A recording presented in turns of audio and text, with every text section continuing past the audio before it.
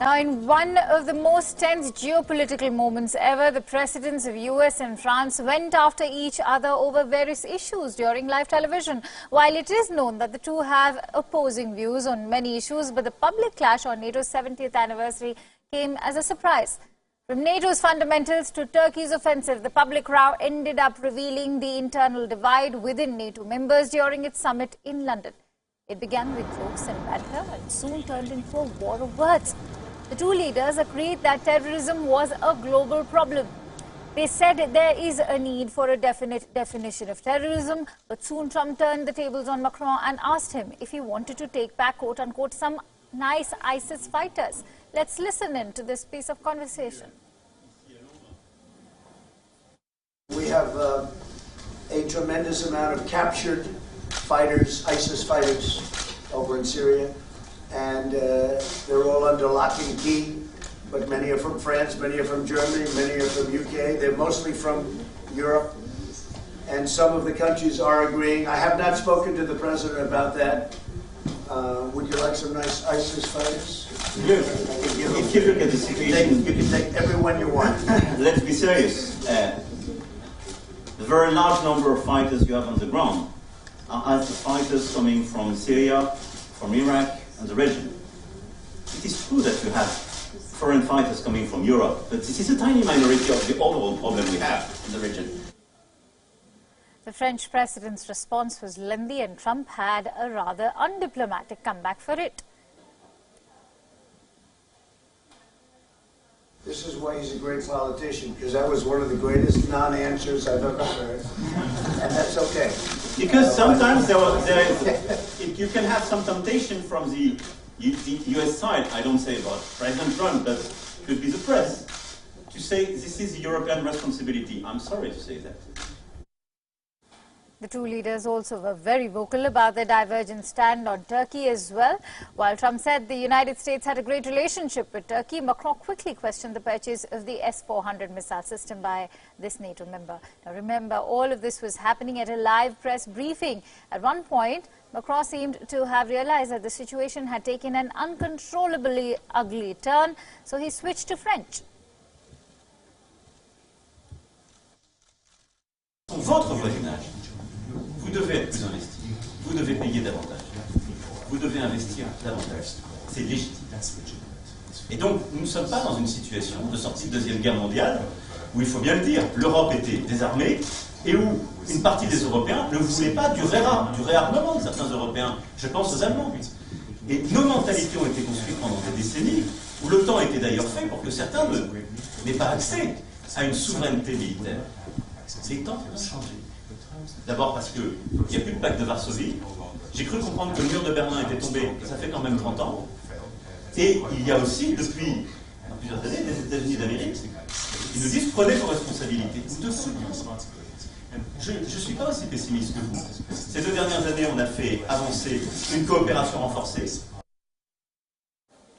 Now, the verbal banter even went on to NATO's fundamentals, where President Trump criticized NATO members for not contributing their fair share to the alliance and pushed for a 2% contribution to the defense. Macron kept reminding Trump that this is not just about money, and he repeated his stand on his brain-dead comment. So NATO, which was really heading in the wrong direction 3 years ago, is heading down. If you look at a graph, it was to a point where I don't think they could have gone on much longer.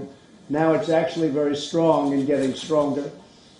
Many people are committed to that 2%, and ultimately I think the 2% will be raised. No, I know that my statements created some reactions and shake a little bit. A lot of people, I do stand by. And I have to say, when you look at what NATO is and should be, first of all, this is a burden we share, and President Trump just reminded you some figures, and the fact that it is perfectly true that the US overinvested decade after decade and is #1 by far. And I do share the statement. Now remember, what you just witnessed between Macron and Trump is quite unprecedented. All this happening at the NATO summit in London. For more details, let's quickly go across to our London Bureau Chief, Mandy Clark, who's joining me live from London at this hour. Mandy, what we have just witnessed is unprecedented. Where did this war of words come from? That too, right amidst these celebrations of, when it comes to celebrating 7 decades of NATO. How did this war of words actually occur? This controversy really stems from an interview that Emmanuel Macron did with the Economist publication.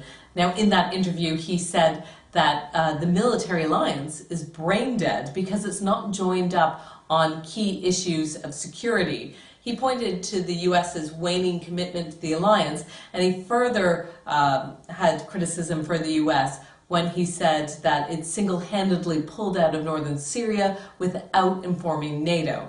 Now, of course, the US president has reacted to that interview and those comments, and he called that interview nasty, insulting, and very disrespectful. Now, both men met up and they struck a warmer tone that meeting. Trump pointed out that they have been good partners over the years, but certainly not an ideal way to start the 70th anniversary of the longest running military alliance in the world. Right. Right. This indeed is a shocking development when it comes to, you don't really expect an anniversary to be celebrated on such a note when it comes to, celebrating the military alliance, which has been so old. But let me also come to the issue of Turkey. Why has Turkey sparked such a controversy at NATO? The other big controversy is Turkey's comments before it even came to the summit. It said that it would not back a motion to protect the Balkans, which is Latvia, Lithuania, and Estonia, and Poland, if it came under attack by Russia, unless the military alliance recognized the YPG Kurdish militia as terrorists. Now, French President Emmanuel Macron said NATO doesn't have an agreed definition of terrorism, but did say they're committed to fighting the ISIS group. However, it's yet to be seen if Turkey is going to soften its position or not.